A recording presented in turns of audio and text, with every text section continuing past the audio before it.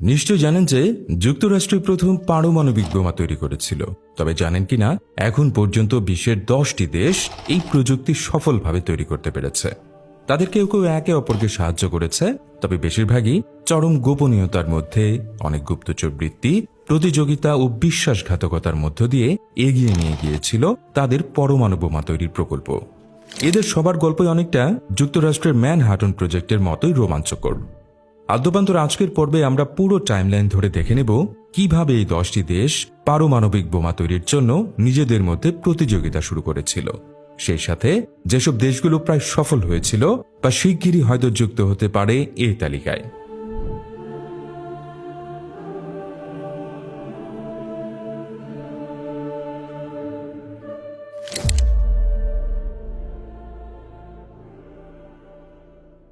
গল্পের শুরু 1938 সালে, যখন জার্মান বিজ্ঞানীরা প্রথম নিউক্লিয়ার ফিশন বা পরমাণু বিভাজনের প্রযুক্তি আবিষ্কার করেন, যেখানে একটি চেইন রিঅ্যাকশনের মাধ্যমে বিশাল পরিমাণ শক্তি অবমুক্ত করার পথ পেয়েছিলেন বিজ্ঞানীরা। এর পরের বছর 1939 সালে আলবার্ট আইনস্টাইন যুক্তরাষ্ট্রকে সতর্ক করেছিলেন এই প্রযুক্তি ভয়ঙ্কর অস্ত্র তৈরিতে ব্যবহৃত হতে পারে। কিন্তু যুক্তরাষ্ট্র দ্বিতীয় বিশ্বযুদ্ধের সময় অতি গোপনে চালিয়ে নিয়ে যাচ্ছিল ম্যানহাটন প্রজেক্ট। তৈরি হয় প্রথম পারমাণবিক বোমা। এই প্রকল্পে যুক্তরাষ্ট্র, যুক্তরাজ্য ও কানাডার বিজ্ঞানীরা একসঙ্গে কাজ করেছিলেন। তবে এই পুরো প্রকল্পে যুক্তরাষ্ট্রের মোট জিডিপির প্রায় 1% ব্যয় হয়। অবশ্য জার্মানিকে পেছনে ফেলে সবার আগে পরমাণু অস্ত্রের নাগাল পেতে যুক্তরাষ্ট্রের কাছে এর বিকল্প ছিল না, কারণ জার্মানিও চেষ্টা করছিল পারমাণবিক বোমা বানানোর। তবে তারা তেমন একটা সফল হতে পারেনি। জার্মানি 1945 সালের মে মাসে আত্মসমর্পণ করে, কিন্তু তার কিছুদিন পর জুলাই মাসে যখন প্রেসিডেন্ট ট্রুম্যান পটাসডাম সম্মেলনে স্টালিন ও চার্চিলের সঙ্গে বসে জার্মানির ভবিষ্যৎ নিয়ে আলোচনা করছিলেন, ঠিক তখনই ট্রিনিটি টেস্টের সাফল্যের খবর জানানো হয় তাকে। নিউ মেক্সিকোতে চালানো প্রথম পরমাণু বোমার সফল এই পরীক্ষায় যুক্তরাষ্ট্র পৃথিবীর সবচেয়ে শক্তিশালী অস্ত্রের মালিক হয়ে ওঠে। ট্রুম্যান তখন স্টালিনকে জানান যে যুক্তরাষ্ট্র একটি নতুন ধরনের শক্তিশালী অস্ত্র তৈরি করেছে এবং এটি জাপানের বিরুদ্ধে ব্যবহারের প্রস্তুতি চলছে।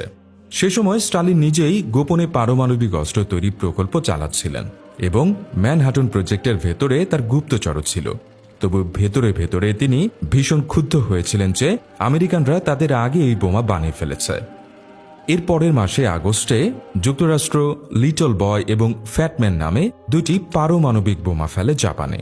এর ফলে জাপান আত্মসমর্পণ করতে বাধ্য হয়, শেষ হয় দ্বিতীয় বিশ্বযুদ্ধ। কিন্তু এর সঙ্গে শুরু হয়ে যায় এক নতুন প্রতিযোগিতা। বিশ্বের অন্য দেশগুলো এখন পারমাণবিক প্রযুক্তির দৌড়ে সামিল হতে চায়।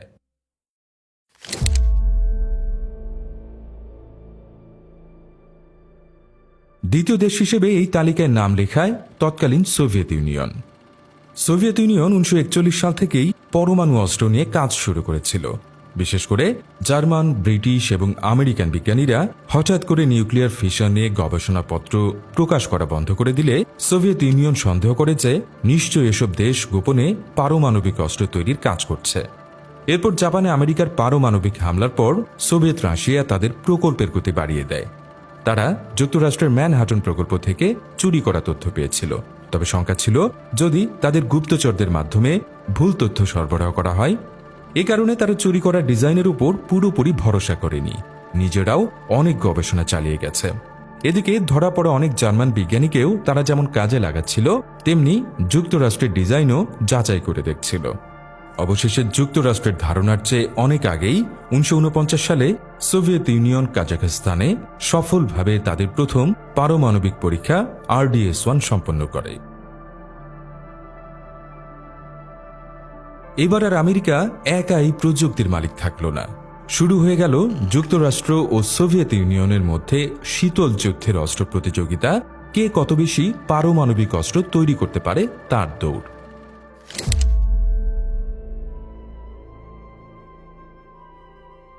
তৃতীয় দেশ ছিল যুক্তরাজ্য।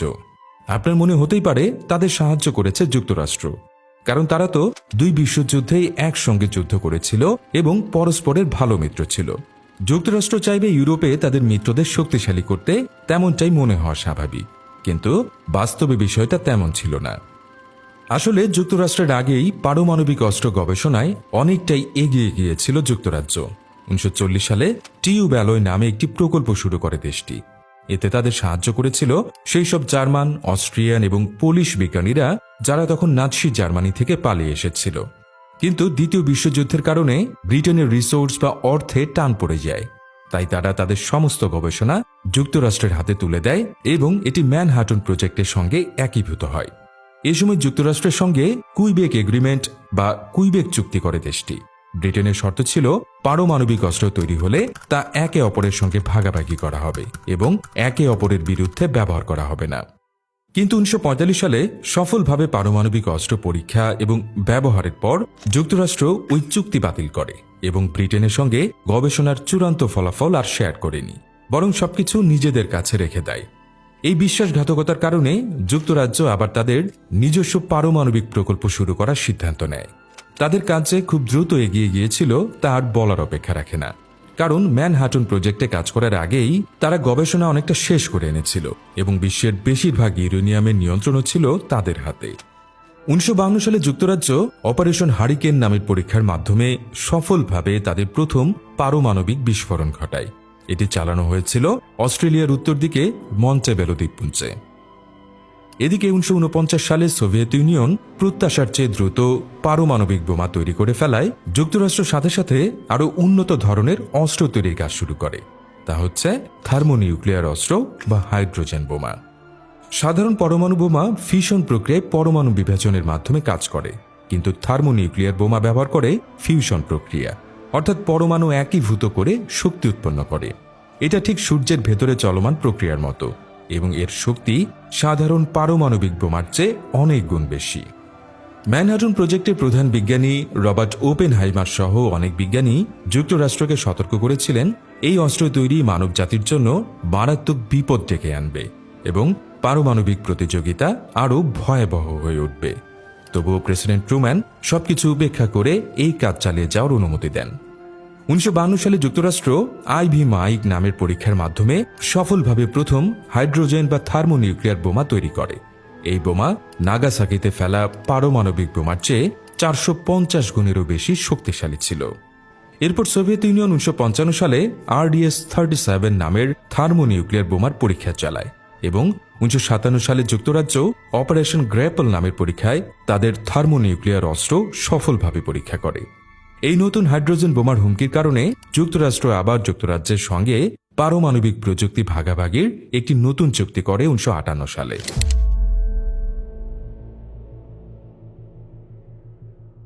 এরপর চতুর্থ দেশ হিসেবে উঠে আসে ফ্রান্স। দ্বিতীয় বিশ্বযুদ্ধের সময় ফ্রান্সের কিছু বিজ্ঞানীও ম্যানহাটন প্রজেক্টে কাজ করেছিল। যুদ্ধের পরে ফ্রান্স নিজস্ব পারমাণবিক প্রকল্প শুরু করে, যদিও শুরুতে তারা মূলত শক্তি উৎপাদনের দিকে বেশি মনোযোগী ছিল, অস্ত্র তৈরির দিকে না। পারমাণবিক প্রকল্পে তারা ইসরায়েলের সঙ্গেও কাজ করছিল। কিন্তু এরপর সুয়েজ সংকটের অপমান এবং যুক্তরাষ্ট্র সোভিয়েত ইউনিয়নের ক্রমবর্ধমান উত্তেজনা দেখে ফ্রান্স সিদ্ধান্ত নেয় তাদের নিজস্ব প্রতিরক্ষা কৌশল ও মর্যাদা বজায় রাখার জন্য নিজেদের পারমাণবিক অস্ত্র দরকার। যুক্তরাষ্ট্র তখন ফ্রান্সের হাতে পারমাণবিক প্রযুক্তি আসার ব্যাপারে যুক্তরাজ্যের চেয়ে আপত্তি জানিয়েছিল বেশি, কারণ ফ্রান্সের পারমাণবিক অস্ত্র ব্যবহারের নীতি ছিল একটু আলাদা। তবে ফ্রান্স প্রায় পুরোপুরি স্বাধীনভাবে নিজেদের পারমাণবিক কর্মসূচি চালিয়ে যায়। তৎকালীন ফরাসি প্রেসিডেন্ট শার্ল দ্য গল নেতৃত্ব দিয়েছিলেন এই প্রচেষ্টায়। তিনি জোর দিয়ে বলেছিলেন, ফ্রান্স যদি সত্যিকারের স্বাধীন ও মহাশক্তি হতে চায় তাহলে তাদের নিজেদের পারমাণবিক অস্ত্র অবশ্যই থাকতে হবে। তিনি নেটো ও যুক্তরাষ্ট্র থেকে কৌশলগত স্বাধীনতাও চেয়েছিলেন। পারমাণবিক অস্ত্র তৈরির জন্য ফ্রান্স তাদের উপনিবেশ নাইজার, গ্যাবন এবং মাদাগাস্কার থেকে সংগ্রহ করেছিল ইউরেনিয়াম। যুদ্ধবিধ্বস্ত দেশটির বিজ্ঞানীরাও কাজ করছিলেন দিনরাত। অবশেষে 1960 সালে তারা জেরবোয়া ব্লু নামের পরীক্ষার মাধ্যমে আলজেরিয়ার সাহারা মরুভূমিতে প্রথম সফলভাবে তাদের পারমাণবিক বিস্ফোরণ ঘটায়। এরপর 1968 সালে নিজেদের প্রথম হাইড্রোজেন বোমার সফল পরীক্ষা চালায় ফ্রান্স।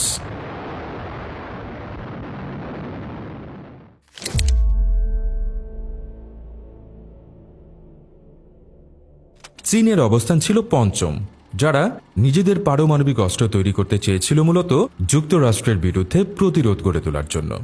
শুরুতে সোভিয়েত ইউনিয়নের কাছ থেকেও সহায়তা পেয়েছিল দেশটি, কারণ তখন তারা চীনকে একটি গুরুত্বপূর্ণ মিত্র হিসেবেই দেখত। কিন্তু যখন সোভিয়েত নেতা ক্রুশ্চেভ স্টালিনের কঠোর নীতিগুলো থেকে সরে এসে পশ্চিমাদের প্রতি একটি নমনীয় হতে শুরু করলেন, তখন চীনের নেতা মাও সেতুং এই নীতিকে দুর্বলতা হিসেবে আখ্যায়িত করেন এবং বলেন এটি প্রকৃত কমিউনিস্ট আদর্শের পরিপন্থী। এর ফলে দুই দেশের মধ্যে সম্পর্ক খারাপ হয়ে যায় এবং ক্রুশ্চেভ চীনের পারমাণবিক প্রকল্প থেকে সব ধরনের সহায়তা প্রত্যাহার করে নেন। ফলে চীনকে একাই বাকি কাজ চালিয়ে যেতে হয়। অবশ্য তাদের কার্যক্রম চলছিল দুর্দান্ত গতিতে। যদিও তখন গ্রেট লিপ ফরওয়ার্ড এবং কালচারাল রেভলিউশনের মতো বড় সামাজিক ও অর্থনৈতিক সংকটের মধ্যে দিয়ে যাচ্ছিল দেশটি, তবে নিজেদের ভূখণ্ডেই বড় মাপের ইউরেনিয়ামের খনি আবিষ্কার চীনকে বাড়তি একটা সুবিধা দিয়েছিল। শেষ পর্যন্ত 1964 সালে প্রজেক্ট 596 এর মাধ্যমে একটি বিশাল শুকিয়ে যাওয়া হ্রদে চীন সফলভাবে তাদের প্রথম পারমাণবিক বোমার পরীক্ষা চালায়। আর এর মাত্র 32 মাসের মাথায় তারা প্রথম হাইড্রোজেন বোমার পরীক্ষাও চালায়। শুনে বিস্মিত হবেন, কারণ এত কম সময়ে ফিশন বোমা থেকে ফিউশন বোমায় পৌঁছানো বিশ্বের আর কোনো দেশই পারেনি।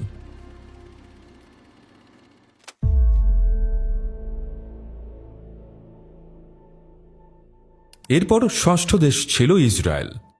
ইসরায়েল হলো একমাত্র দেশ যারা কখনো আনুষ্ঠানিকভাবে স্বীকার করেনি যে তারা পারমাণবিক অস্ত্র তৈরি করেছে বা তাদের কাছে পারমাণবিক অস্ত্র আছে, যে কারণে নিশ্চিতভাবে বলার উপায় নেই কবে থেকে বা কতগুলো পারমাণবিক অস্ত্র তৈরি করেছে দেশটি। তবে ফাঁস হয়ে যাওয়া বহু তথ্য থেকে তাদের হাতে যে পারমাণবিক অস্ত্র রয়েছে তা এখন আর গোপন নেই। আগেই বলেছি 1950-এর দশক থেকে ইসরায়েল ফ্রান্সের সঙ্গে পারমাণবিক শক্তি প্রকল্পে কাজ করছিল। ফ্রান্সই তাদের নেগেব মরুভূমিতে একটি গোপন পারমাণবিক স্থাপনা নির্মাণে সাহায্য করেছিল। 1963 সালে সমস্যা শুরু হয় যখন মার্কিন প্রেসিডেন্ট জন এফ কেনেডি উদ্বিগ্ন হয়ে পড়েন যে ইসরায়েল হয়তো গোপনে পারমাণবিক অস্ত্র তৈরি করছে। জন এফ কেনেডি ইসরায়েলের গোপন পারমাণবিক কার্যক্রমের বিরুদ্ধে কঠোর অবস্থান নেন এবং দাবি করেন যে যুক্তরাষ্ট্রের বিশেষজ্ঞরা সেই পারমাণবিক স্থাপনা পরিদর্শন করবে, যাতে নিশ্চিত হওয়া যায় এটি শুধু শক্তি উৎপাদনের জন্য ব্যবহৃত হচ্ছে, অস্ত্র তৈরির জন্য নয়। কিন্তু ইসরায়েল বারবার যুক্তরাষ্ট্রের এই দাবি প্রত্যাখ্যান করে এবং বিভিন্ন অজুহাতে পরিদর্শন বিলম্বিত করতে থাকে। শেষ পর্যন্ত তারা যুক্তরাষ্ট্রকে পরিদর্শনের অনুমতি দেয়। তবে পরিদর্শকদের চোখে ধুলো দেওয়ার জন্য এমনভাবে সবকিছু সাজানো হয়েছিল যাতে গোপন আন্ডারগ্রাউন্ড গবেষণাগার কারো চোখে না পড়ে। পরে জানা যায় আসলে অস্ত্র তৈরির জন্য ব্যবহৃত হচ্ছিল ওই গবেষণাগার। ইসরায়েলের প্রধানমন্ত্রী এবং দেশের অন্যতম প্রতিষ্ঠাতা ডেভিড বেন গুরিয়ন পারমাণবিক অস্ত্র তৈরির জন্য এতটাই উতলা হয়ে পড়েছিলেন যে ওই সময় যুক্তরাষ্ট্রের সঙ্গে ইসরায়েলের সম্পর্কে একটা বড় ফাটল তৈরি হয়েছিল। তবে এই উত্তেজনা কিছুটা কমে আসে যখন কেনেডির উত্তরসূরি লিন্ডন বি জনসন ইসরায়েলের পারমাণবিক কার্যক্রমের বিষয়ে অনেকটাই উদারতা দেখাতে শুরু করেন। বিশেষজ্ঞদের ধারণা ইসরায়েল 1966 সালের আশপাশে তাদের পারমাণবিক অস্ত্র কর্মসূচি সম্পন্ন করে ফেলেছিল।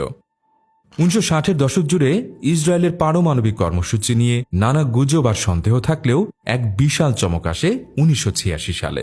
মোর্দেচাই ভানুনু নামে নেগেব পারমাণবিক গবেষণা কেন্দ্রে কাজ করা এক ইসরায়েলি টেকনিশিয়ান ইসরায়েল থেকে পালিয়ে যান এবং ব্রিটিশ গণমাধ্যমে প্রচুর ছবি ও নথিপত্র ফাঁস করেন, যাতে এই গোপন কর্মসূচির আসল চিত্র বেরিয়ে আসে।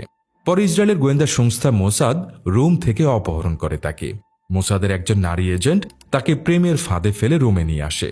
সেখান থেকে তাকে অচেতন করে গোপনে ইসরায়েলে ফিরিয়ে আনা হয় এবং গুপ্তচর বৃত্তি ও দেশদ্রোহিতার অভিযোগে গোপন বিচারে 18 বছরের কারাদণ্ড দেয়া হয়।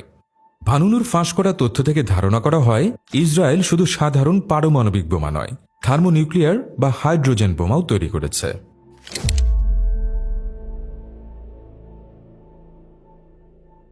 তালিকার সপ্তম দেশ হল ভারত। দ্বিতীয় বিশ্বযুদ্ধের পর অন্যান্য দেশের মতোই পারমাণবিক প্রযুক্তিতে আগ্রহ দেখাচ্ছিল দেশটি। মূলত পাকিস্তান এবং চীনকে মোকাবেলার কৌশল হিসেবেই পরমাণু প্রকল্পে ঝুঁকে পড়েছিল ভারত। ভারতের গবেষণা শুরু হয়েছিল 1940-এর দশকেই, তবে পুরো প্রক্রিয়া সম্পন্ন করতে তাদের লেগে যায় কয়েক দশক। 1962 সালে চীনের সঙ্গে যুদ্ধে পরাজয়ের পর পরমাণু কার্যক্রমে জোর দেয় দেশটি, যদিও প্রথমে শান্তিপূর্ণ পারমাণবিক শক্তি উৎপাদনের জন্য গবেষণা করছিল ভারত। কানাডা ও যুক্তরাষ্ট্রের মতো দেশ থেকে রিঅ্যাক্টরের জন্য সংগ্রহ করেছিল উপকরণ, কিন্তু গোপনে একই প্রযুক্তি ব্যবহার করছিল অস্ত্র তৈরির জন্য। 1974 সালে রাজস্থানের মরুভূমিতে স্মাইলিং বুদ্ধা নামে প্রথম সফল পারমাণবিক বোমার পরীক্ষা চালায় ভারত, যাকে তারা একটি শান্তিপূর্ণ পারমাণবিক বিস্ফোরণ বলে দাবি করে। এই পরীক্ষার কারণে বিশ্বজুড়ে নিন্দার ঝড় ওঠে এবং ভারতের উপর আরোপ করা হয় নানা নিষেধাজ্ঞা।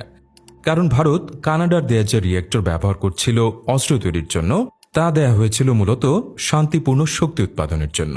এমনকি ভারত তখন নিউক্লিয়ার নন প্রলিফারেশন ট্রিটি বা এনপিটিতে সই করতে অস্বীকৃতি জানায়। এই চুক্তির উদ্দেশ্য ছিল পারমাণবিক অস্ত্রের বিস্তার নিয়ন্ত্রণ করা।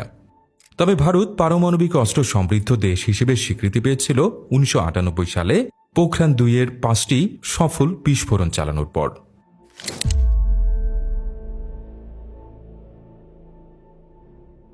অষ্টম দেশ হল দক্ষিণ আফ্রিকা, যাদের পারমাণবিক অস্ত্র তৈরির গল্পটা একটু অন্যরকম। দক্ষিণ আফ্রিকার হাতে ছিল বিশ্বের অন্যতম বৃহৎ পারমাণবিক অস্ত্র তৈরির মূল উপাদান প্রাকৃতিক ইউরেনিয়ামের মজুদ। তারা ইউরেনিয়াম সরবরাহ করত যুক্তরাষ্ট্র, যুক্তরাজ্য, ফ্রান্স, এমনকি সম্ভবত সোভিয়েত ইউনিয়ন এবং ইসরায়েলের কাছেও। যদিও বেশিরভাগ ইউরেনিয়াম শান্তিপূর্ণ শক্তি উৎপাদনের জন্য ব্যবহার করা হতো, তবে ধারণা করা হয় কিছু ইউরেনিয়াম অস্ত্র তৈরিতেও ব্যবহৃত হয়েছিল। 1948 সাল থেকে দক্ষিণ আফ্রিকা পারমাণবিক শক্তি কর্মসূচি চালু করেছিল। তবে 1960 এবং 1970-এর দশকে তারা ধীরে ধীরে অস্ত্র তৈরির দিকেও মনোযোগ দেয়। কারণ তখন দক্ষিণ পশ্চিম আফ্রিকা, বর্তমানে যা নামিবিয়া এবং অ্যাঙ্গোলায় সোভিয়েত ইউনিয়নের প্রভাব দিন দিন বাড়ছিল। এর পাশাপাশি দক্ষিণ আফ্রিকায় চলমান অ্যাপারথেইড বা বর্ণবৈষম্যমূলক নীতির জন্য আন্তর্জাতিকভাবে তারা অনেকটাই একঘরে হয়ে পড়েছিল। প্রতিরক্ষার জন্য মিত্রশক্তির অভাব থেকেই পরমাণু অস্ত্র তৈরির দিকে ঝুঁকে পড়ে দেশটি। 1977 সালে দক্ষিণ আফ্রিকা কালাহারি মরুভূমিতে একটি পরীক্ষাগার তৈরি করে এবং একটি পারমাণবিক বিস্ফোরণও ঘটাতে যাচ্ছিল। কিন্তু একটি সোভিয়েত স্যাটেলাইট সেটি শনাক্ত করে যুক্তরাষ্ট্রকে রিপোর্ট দিলে আন্তর্জাতিক চাপের কারণে পরীক্ষা বন্ধ করে দিতে বাধ্য হয় দেশটি। 1979 সালে যুক্তরাষ্ট্রের একটি স্যাটেলাইট ভারত মহাসাগরে দক্ষিণ আফ্রিকার নিয়ন্ত্রণে থাকা প্রিন্স এডওয়ার্ড দ্বীপপুঞ্জে দুটি আলোর ঝলক শনাক্ত করে। এই ঘটনাকে ভেলা ইনসিডেন্ট বলা হয় এবং ব্যাপকভাবে বিশ্বাস করা হয় এটি ছিল ইসরায়েল ও দক্ষিণ আফ্রিকার যৌথ পারমাণবিক পরীক্ষা। সম্ভবত পারমাণবিক গবেষণায় সহায়তার বিনিময়ে ইসরায়েলকে তাদের অস্ত্রগুলো পরীক্ষার জন্য এই এলাকা ব্যবহারের অনুমতি দিয়েছিল দক্ষিণ আফ্রিকা। 1980-র দশকের মাঝামাঝি সময়ে দক্ষিণ আফ্রিকা অন্তত 6টি পারমাণবিক বোমা তৈরি করে। ধারণা করা হয় ইসরায়েলের সহায়তায় পরমাণু অস্ত্রের মালিক হয়েছিল দেশটি। দক্ষিণ আফ্রিকা তাদের অস্ত্র রাখার বিষয়ে ইচ্ছাকৃতভাবে অস্পষ্টতা বজায় রাখত এবং ইসরায়েলের মতো কখনো আনুষ্ঠানিকভাবে স্বীকার করেনি তাদের হাতে পরমাণু অস্ত্র আছে। কিন্তু 1990-এর দশকে সোভিয়েত ইউনিয়নের পতনের পর কমিউনিস্ট হুমকি যেমন আর ছিল না, সেই সাথে বর্ণবাদী শাসনের অবসান ঘটতে থাকলে তারা নতুন আসন্ন সরকারকে পারমাণবিক অস্ত্র হস্তান্তর করতে চায়নি। ফলে দক্ষিণ আফ্রিকা ইতিহাসের প্রথম দেশ হিসেবে স্বেচ্ছায় পারমাণবিক অস্ত্র ধ্বংস করে ফেলে। পরে তারা স্বীকারও করে যে তাদের কাছে আসলেই পারমাণবিক অস্ত্র ছিল। তাদের ডিজাইন নষ্ট করে ফেলা হয় এবং সমৃদ্ধ ইউরেনিয়াম একটি পারমাণবিক ভল্টে সংরক্ষণ করা হয়। তবে 2007 সালে কিছু সশস্ত্র ব্যক্তি ওই স্থাপনায় হামলা চালিয়ে ইউরেনিয়াম চুরির চেষ্টা করেছিল, যদিও শেষমেশ তাদের থামানো হয়। এখনও আশঙ্কা আছে যদি এই অস্ত্র উপযোগী ইউরেনিয়াম ভুল হাতে পড়ে তা মারাত্মক সংকট তৈরি করতে পারে।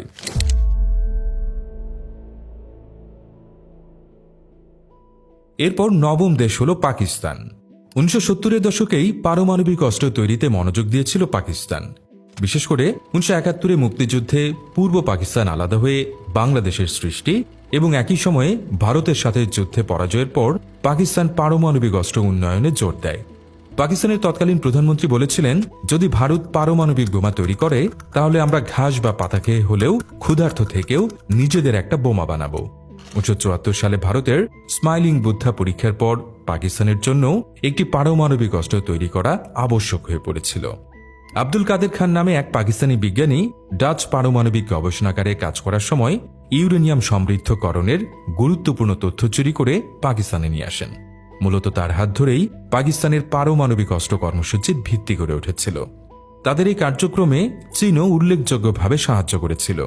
পাকিস্তানকে অভিজ্ঞতা, উপকরণ ও ব্লু প্রিন্ট দিয়ে সহায়তা করে চীন, কারণ ভারতের সাথে বিরোধে পাকিস্তানকে শক্তিশালী মিত্র হিসেবে দেখতে চেয়েছিল চীন। মার্কিন যুক্তরাষ্ট্র প্রথম দিকে পাকিস্তানের পারমাণবিক অস্ত্র কর্মসূচি থামানোর জন্য খুব বেশি কিছু করেনি। আসলে তারা পাকিস্তানের সক্ষমতা সম্পর্কে ভুল ধারণা করেছিল। এছাড়া সে সময় সোভিয়েত ইউনিয়নের আফগানিস্তান আগ্রাসনের বিরুদ্ধে পাকিস্তান ছিল যুক্তরাষ্ট্রের গুরুত্বপূর্ণ মিত্র। মার্কিন যুক্তরাষ্ট্র তাদের সাথে সম্পর্ক নষ্ট করতে চায়নি। তাই পাকিস্তান যে মার্কিন সামরিক সাহায্য ব্যবহার করে গোপনে অস্ত্র তৈরি করছিল তা উপেক্ষা করার নীতি নিয়েছিল ওয়াশিংটন। 1998 সালে ভারত 5টি পারমাণবিক বোমার পরীক্ষা চালায়, যার মধ্যে একটি ছিল থার্মোনিউক্লিয়ার বোমা। কয়েক সপ্তাহের মধ্যেই পাকিস্তানও রাশকো পাহাড়ি অঞ্চলে 5টি বোমা পরীক্ষার মাধ্যমে তাদের প্রথম সফল পারমাণবিক অস্ত্রের পরীক্ষা চালায় এবং বিশ্বের নতুন পারমাণবিক শক্তি হিসেবে আবির্ভূত হয়। ভারত নো ফার্স্ট ইউজ নীতিতে চলে, অর্থাৎ তারা পারমাণবিক অস্ত্র ব্যবহার করবে কেবলমাত্র যদি তাদের উপর পারমাণবিক হামলা হয়। কিন্তু পাকিস্তানের নীতি হচ্ছে ফার্স্ট ইউজ, অর্থাৎ তারা পরিস্থিতি বুঝে আগে থেকেই পারমাণবিক অস্ত্র ব্যবহার করার অধিকার সংরক্ষণ করে রেখেছে। পাকিস্তান স্পষ্ট করে জানিয়েছে প্রয়োজনে তারা ভারতের বিরুদ্ধে পারমাণবিক অস্ত্র ব্যবহার করতে পারে, এমনকি ভারত আগে থেকে পারমাণবিক হামলা না চালালেও।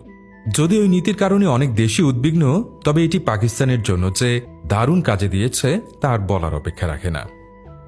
আগে উল্লেখ করা আব্দুল কাদের খান, যিনি ডাচ পারমাণবিক প্রযুক্তির ব্লুপ্রিন্ট চুরি করেছিলেন এবং পাকিস্তানের পারমাণবিক কর্মসূচির জনক হিসেবে পরিচিত, তিনি 2004 সালে স্বীকার করেন যে তিনি উত্তর কোরিয়া, ইরান এবং লিবিয়ার কাছে বেআইনিভাবে পারমাণবিক প্রযুক্তি বিক্রি করেছেন।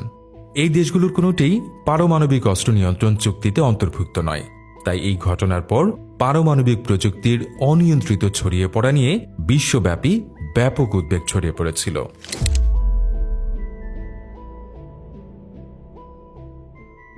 উত্তর কোরিয়া এখন পর্যন্ত 10ম এবং সর্বশেষ দেশ যারা নিজেদের পারমাণবিক অস্ত্র তৈরি করতে সক্ষম হয়েছে। উত্তর কোরিয়ার প্রতিষ্ঠাতা কিম ইল সুং মনে করতেন পারমাণবিক অস্ত্র তার শাসন ব্যবস্থার টিকে থাকা এবং বিশ্বের কাছে শক্তি প্রদর্শনের জন্য অত্যন্ত জরুরি, যাতে তারা তাদের দীর্ঘদিনের প্রতিদ্বন্দ্বী দক্ষিণ কোরিয়া ও যুক্তরাষ্ট্রকে প্রতিরোধ করতে পারে। 1950-এর দশকে সোভিয়েত ইউনিয়ন প্রথমে উত্তর কোরিয়াকে শান্তিপূর্ণ উদ্দেশ্যে পারমাণবিক গবেষণা কেন্দ্র তৈরি করতে সাহায্য করেছিল এবং অনেক উত্তর কোরিয়ান বিজ্ঞানী সোভিয়েত ইউনিয়নে গিয়ে প্রশিক্ষণও নেন। কিন্তু উত্তর কোরিয়ার পারমাণবিক অস্ত্র তৈরিতে সাহায্যের অনুরোধ বরাবরই প্রত্যাখ্যান করেছিল চীন ও সোভিয়েত ইউনিয়ন। এরপর 1970-এর দশক থেকে উত্তর কোরিয়া নিজেদের বিশাল প্রাকৃতিক ইউরেনিয়ামের ভাণ্ডার ব্যবহার করে নিজেরাই পারমাণবিক কর্মসূচি গড়ে তুলতে শুরু করে। এক্ষেত্রে দেশটি বাড়তি সুবিধা পেয়েছিল, কারণ ইউরেনিয়ামের জন্য অন্য কোনো দেশের উপর নির্ভর করতে হয়নি তাদের। 1980-র দশকে যুক্তরাষ্ট্র জানতে পারে যে উত্তর কোরিয়া পারমাণবিক বিদ্যুৎ উৎপাদনের পর ব্যবহৃত জ্বালানি ব্যবহার করে গোপনে অস্ত্র তৈরি করছে। 1990-এর দশকে উত্তর কোরিয়া পারমাণবিক অস্ত্র বিস্তার রোধ চুক্তি এনপিটিতে স্বাক্ষরও করে, কিন্তু গোপনে অস্ত্র বানানো এবং আন্তর্জাতিক পারমাণবিক শক্তি সংস্থা IAEA এর পরিদর্শন বারবার বিলম্বিত করতে থাকে। 1994 সালে যুক্তরাষ্ট্র উত্তর কোরিয়াকে লাইট ওয়াটার রিয়েক্টর সরবরাহের প্রস্তাব দেয়, যেগুলো দিয়ে শান্তিপূর্ণভাবে বিদ্যুৎ উৎপাদন করা সম্ভব, কিন্তু এসব রিয়েক্টর থেকে অস্ত্র উপযোগী জ্বালানি পাওয়া কঠিন। বিপরীতে উত্তর কোরিয়ার পুরনো গ্রাফাইট রিয়েক্টরগুলোর মাধ্যমে অস্ত্র তৈরি ছিল সহজ। শুরুতে উত্তর কোরিয়া এই চুক্তিতে সম্মত হয়, কিন্তু পারস্পরিক অবিশ্বাসের কারণে 2002 সালে এই চুক্তি ভেস্তে যায়। যুক্তরাষ্ট্র অভিযোগ তোলে যে উত্তর কোরিয়া গোপনে ইউরেনিয়াম সমৃদ্ধকরণ করছে, যা চুক্তি ভঙ্গের সমান। এরপর উত্তর কোরিয়া আনুষ্ঠানিকভাবে নন প্রলিফারেশন ট্রিটি এনপিটি থেকে সরে আসে এবং তাদের পারমাণবিক অস্ত্র কর্মসূচি চালিয়ে যেতে থাকে। 2005 সালে কিম জং ইল ঘোষণা দিলেন, আমাদের কাছে এখন কার্যকর পারমাণবিক অস্ত্র আছে। ঠিক এক বছর পর 2006 সালের অক্টোবরে উত্তর কোরিয়া তাদের প্রথম পারমাণবিক পরীক্ষা চালায়, তবে বিস্ফোরণ ছিল ছোট, মাত্র 0.5 কিলোটন। বিশেষজ্ঞরা বলেছিলেন মনে হয় বোমাটা ঠিকমতো ফাটেনি। কিন্তু এর পরের ঘটনাগুলো ছিল আরও বিস্ময়কর। 2009 সালে যখন কিম জং ইলের স্বাস্থ্য অবনতির দিকে যাচ্ছিল, তখন আরও শক্তিশালী বোমার বিস্ফোরণ ঘটায় উত্তর কোরিয়া। তারপর 2013, 2016 এবং 2017 সালে পরপর আরও কয়েকটি সফল পরীক্ষা চালায় দেশটি, এবং অবশেষে উত্তর কোরিয়া পরীক্ষা করে তাদের প্রথম থার্মোনিউক্লিয়ার বা হাইড্রোজেন বোমা। এখন কথা হলো, উত্তর কোরিয়া বা অন্য 9টা দেশের মতো সব দেশ কিন্তু নিজেদের হাতে পারমাণবিক অস্ত্র বানায়নি। অনেক দেশ ছিল যারা নিজেদের মাটিতে মিত্র দেশের পারমাণবিক অস্ত্র রাখত নিরাপত্তা আর প্রতিরক্ষার জন্য। স্নায়ুযুদ্ধের সময় যুক্তরাষ্ট্র পারমাণবিক অস্ত্র মোতায়েন করেছিল বেলজিয়াম, জার্মানি, ইতালি, নেদারল্যান্ডস, তুরস্ক, গ্রিস, ডেনমার্কের গ্রিনল্যান্ড, দক্ষিণ Korea, Japan, Philippines, Taiwan, Canada, Morocco আর পুয়ের্তো রিকোতে। কিছু কিছু জায়গায় খুব অল্প সময়ের জন্য, আর কিছু কিছু জায়গায় ছিল শুধু পারমাণবিক অস্ত্রবাহী যান। স্নায়ুযুদ্ধের পর যেগুলোর বেশিরভাগই সরিয়ে নেওয়া হয়, কিন্তু আজও যুক্তরাষ্ট্রের পারমাণবিক অস্ত্র রয়ে গেছে বেলজিয়াম, জার্মানি, ইতালি, নেদারল্যান্ডস এবং তুরস্কে। অন্যদিকে সোভিয়েত ইউনিয়নও ছড়িয়ে দিয়েছিল তাদের পারমাণবিক অস্ত্র Ukraine, Belarus, Latvia, Lithuania, Estonia, Georgia, Armenia, Kazakhstan, Uzbekistan, Turkmenistan, এমনকি কিউবাতেও। সোভিয়েত ইউনিয়ন ভেঙে যাওয়ার পর সব অস্ত্র সরিয়ে নেওয়া হয়। তবে 2023 সালে বেলারুশে আনুমানিক 130টি পারমাণবিক ওয়ারহেড পাঠায় রাশিয়া। তবে গল্প এখানেই শেষ নয়, আরও অনেক দেশই নিজেরা পারমাণবিক শক্তি অর্জনের চেষ্টা করেছিল। Argentina, Brazil, Sweden, Romania, Algeria, Libya, Iraq, Iran, মিশর, সিরিয়া, তাইওয়ান আর জাপান, তাদের অনেকেই বেশ কাছাকাছি পৌঁছে গিয়েছিল, বিশেষ করে ইরাক, সিরিয়া আর ইরান। ইরান আজকের বিশ্বের সবচেয়ে আলোচিত নাম, পারমাণবিক অস্ত্র তৈরির সম্ভাব্য পরবর্তী দেশ। আর এ নিয়ে সবচেয়ে বেশি চিন্তিত তাদের পুরনো প্রতিদ্বন্দ্বী ইসরায়েল। মধ্যপ্রাচ্যের একমাত্র পারমাণবিক শক্তিধর দেশ ইসরায়েল যে কোনো মূল্যে থামাতে চায় ইরানকে। কিন্তু এখানেই শেষ নয়। সৌদি আরবের নেতা মোহাম্মদ বিন সালমান পরিষ্কারভাবে ঘোষণা দিয়েছেন, যদি ইরান পারমাণবিক অস্ত্র তৈরি করে তাহলে আমরাও পিছিয়ে থাকব না, আমরাও তৈরি করব। সৌদি আরব ইতোমধ্যেই পারমাণবিক শক্তি প্রকল্পে বিনিয়োগ শুরু করেছে। তাদের হাতে আছে বিপুল অর্থ এবং প্রয়োজনীয় প্রযুক্তি, অর্থাৎ যদি তারা চায় তাহলে নিজেরাই অস্ত্র বানাতে সক্ষম। অন্যদিকে জাপান বিশ্বের অন্যতম প্রযুক্তি সমৃদ্ধ দেশ। তাদের কাছে রয়েছে উন্নত মানের পারমাণবিক শক্তি প্রযুক্তি এবং সমৃদ্ধ ইউরেনিয়ামের বিশাল মজুদ। তবে জাপান এখনও শান্তিবাদী নীতি মেনে চলে। অস্ত্রের দিকে নয়, শান্তির দিকেই তাদের অগ্রযাত্রা। আরেকটু পেছনে তাকালে দেখা যাবে আর্জেন্টিনার ব্রাজিলও একসময় পারমাণবিক অস্ত্রের দৌড়ে ছিল অনেকটাই গিয়ে। তারা নিজেদের প্রযুক্তি আর অবকাঠামো গড়ে তুলেছিল। দেখতে দেখতে প্রায় শেষ ধাপেই পৌঁছে গিয়েছিল দেশগুলো। কিন্তু ঠিক তখনই এক ঐতিহাসিক মুহূর্ত, মেক্সিকো প্রস্তাব করল ত্লাতেলোলকো চুক্তির। এই চুক্তিতে পুরো লাতিন আমেরিকা একজোট হলো, আমরা কেউই পারমাণবিক অস্ত্র রাখবো না, বানাবো না। সব দেশ এই চুক্তিতে সই করল, শুধু ফরাসি গায়ানা ছাড়া। কারণ ফরাসি গায়ানা আসলে ফ্রান্সের উপনিবেশ, আর ফ্রান্স নিজেই পারমাণবিক শক্তিধর। তবুও ফরাসি গায়ানাকে চুক্তির আওতাভুক্ত ধরা হয় এবং সেখানে কোনো পারমাণবিক অস্ত্র রাখা হয় না। আর শুধু লাতিন আমেরিকায় নয়, বিশ্বের আরো অনেক অঞ্চল একই পথ বেছে নিয়েছে। যেমন দক্ষিণ প্রশান্ত মহাসাগরে রারোটোঙ্গা চুক্তি, পুরো আফ্রিকা জুড়ে পেলান্দাবা চুক্তি, মধ্য এশিয়ার জন্য সেমিপালাটিনস্ক চুক্তি, দক্ষিণ পূর্ব এশিয়ার জন্য ব্যাংকক চুক্তি, আর বরফে ঢাকা দক্ষিণ মেরুর জন্য অ্যান্টার্কটিক চুক্তি, যেখানে সামরিক কর্মকাণ্ডই পুরোপুরি নিষিদ্ধ। তবে এসব শান্তি চুক্তি থাকা সত্ত্বেও বাস্তবতা একটু আলাদা। কারণ বিশ্বের বেশিরভাগ পারমাণবিক শক্তিধর দেশ তাদের অস্ত্রগুলোর একাংশ রাখে সমুদ্রের গভীরে, সাবমেরিনের ভেতরে। মানে হলো এই অস্ত্রগুলো আসলে সর্বত্র ছড়িয়ে আছে, সাগরের তলদেশে, সবার অগোচরে। এটাই বর্তমানে পৃথিবীর সবচেয়ে শক্তিশালী প্রতিরোধ ব্যবস্থার একটা বড় উপায়। কারণ ধরুন কোনো দেশের সব ক্ষেপণাস্ত্র ঘাঁটি ধ্বংস হয়ে গেল, তবুও সেই সাবমেরিনগুলো থেকে পাল্টা হামলার জন্য তারা প্রস্তুত থাকবে। আর সমুদ্রের গভীরে থাকা এই সাবমেরিনগুলো খুঁজে বের করে ধ্বংস করা প্রায় অসম্ভব। এখন কথা হলো, পারমাণবিক অস্ত্র তৈরি করা মোটেও সহজ নয়। এটা ভীষণ ব্যয়বহুল এবং খুব সহজেই গোয়েন্দা সংস্থাগুলোর নজরে পড়ে যায়। 1979 সালের ভেলা ইনসিডেন্টে আমরা এটা দেখেছিলাম। তখন ভারত মহাসাগরের একদম মাঝখানে মেঘের আড়ালে ছোট্ট একটা বিস্ফোরণ হয়েছিল।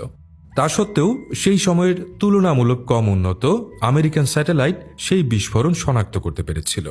আর বর্তমানে স্যাটেলাইট প্রযুক্তি কতটা উন্নত হয়েছে তা বলার অপেক্ষা রাখে না। তাই আজকের দিনে কোনো দেশ যদি গোপনে পারমাণবিক অস্ত্র তৈরির চেষ্টা করে, সেটা লুকিয়ে রাখা প্রায় অসম্ভব। তবে যতই কঠিন হোক না কেন, এখন পর্যন্ত 10টি দেশ নিজেদের হাতে পারমাণবিক অস্ত্র তৈরি করেছে। কিন্তু প্রশ্ন হলো, এত কিছুর পরও কি শুধু এই 10 দেশই থেমে থাকবে পৃথিবীর পারমাণবিক শক্তির তালিকা, নাকি সময়ের সাথে সাথে যোগ হবে আরও নতুন নতুন নাম?